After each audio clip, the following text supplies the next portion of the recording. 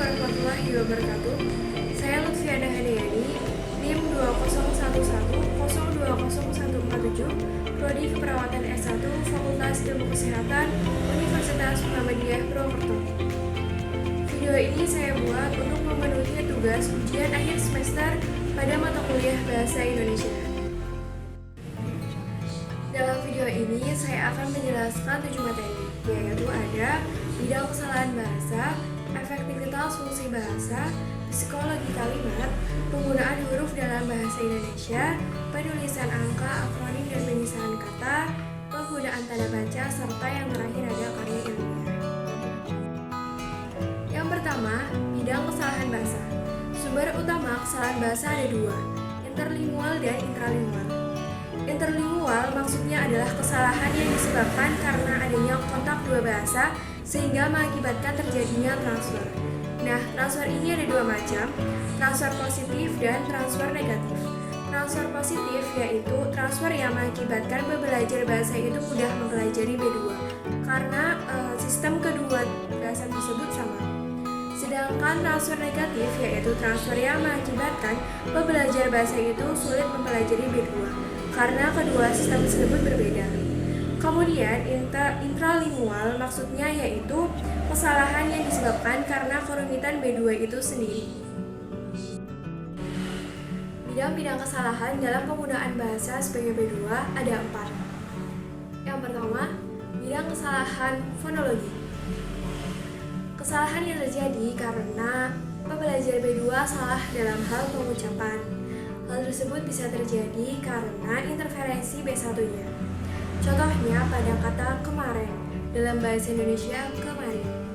Yang kedua ada bidang kesalahan leksikal, yaitu kesalahan yang terjadi karena masuknya unsur leksikal bahasa satu ke dalam bahasa lain. Hal tersebut menandakan bahwa yang pertama, bahasa yang pernah dikuasainya mempengaruhi bahasa Indonesia yang dia pakai sekarang. Contohnya kalimat beta di sini saja. Beta artinya saya di sini saja. Atau karena idiom yang sulit dicari padanannya dalam bahasa Indonesia. Contohnya kalimat suasana ini terdengar familiar. Atau oke deh, aku join.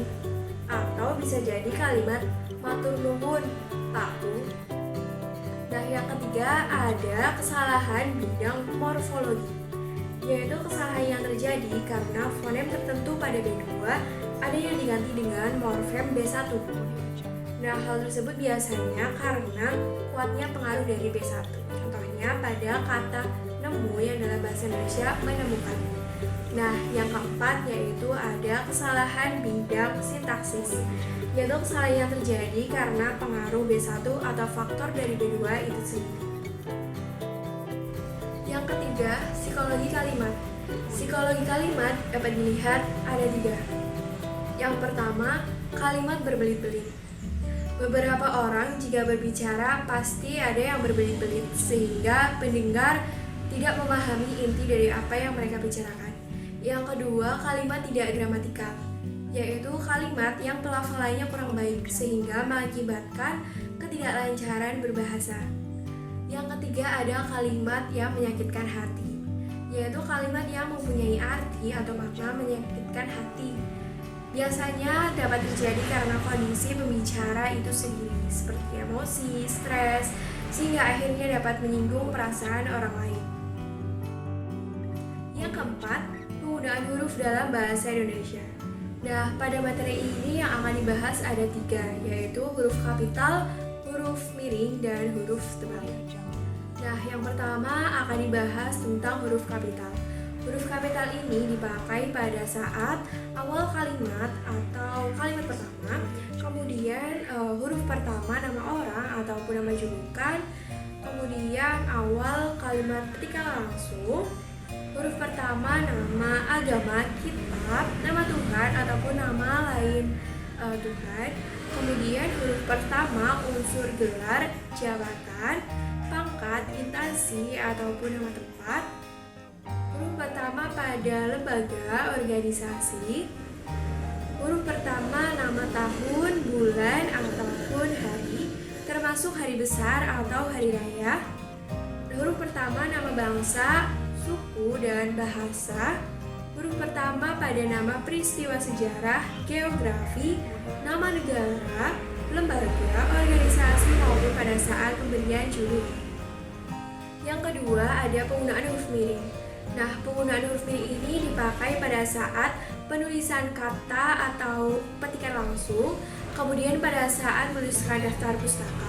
Juga dipakai untuk mengkhususkan suatu huruf, kemudian dipakai saat penulisan kata atau ungkapan dalam bahasa daerah atau bahasa asing. Kemudian yang ketiga ada penggunaan huruf tebal.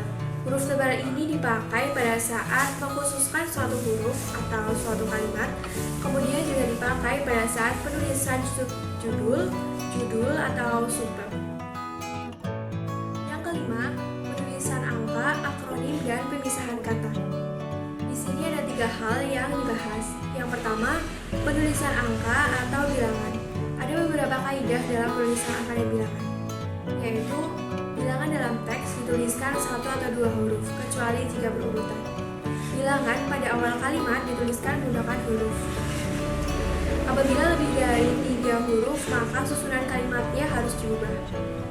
Kemudian, angka pada bilangan besar dituliskan sebagian agar lebih mudah dibaca. Bilangan tingkat bisa dituliskan menggunakan Romawi, angka Latin, ataupun menggunakan huruf. Yang kedua ada akronim atau penulisan singkatan. Penulisan singkatan yaitu bisa pada nama orang, jabatan, ataupun nama gelar, sapaan. Singkatan pada nama lembaga atau organisasi, kemudian singkatan yang terdiri dari 3 huruf atau lebih, dan juga singkatan digunakan pada penulisan nama kimia. Yang ketiga ada pemisahan kata. Nah, di sini ada bentuk yang dipisah dan juga ada yang dirangkai. Yang pertama ada imbuhan, awalan, sisipan, dan akhiran. Yang kedua ada bentuk terikat yang melekat pada kata yang berawalan huruf kapital, ditulis serangkai tetapi menggunakan tanda strip. Kemudian yang ketiga ada bentuk mahar yang diikuti turunannya maka dituliskan dipisah, kecuali jika diikuti sifat maka dirangkai. Kemudian yang keempat ada penulisan di ke dari. Jika mengacu pada arah atau tempat maka penulisannya dipisah. Yang keenam penggunaan tanda baca. Ada tanda titik dan tanda koma. Tanda titik dipakai pada saat akhir kalimat. Kemudian penulisan waktu, penulisan daftar pustaka juga dipakai pula pada saat penulisan angka ataupun angka besar. Kemudian tanda koma.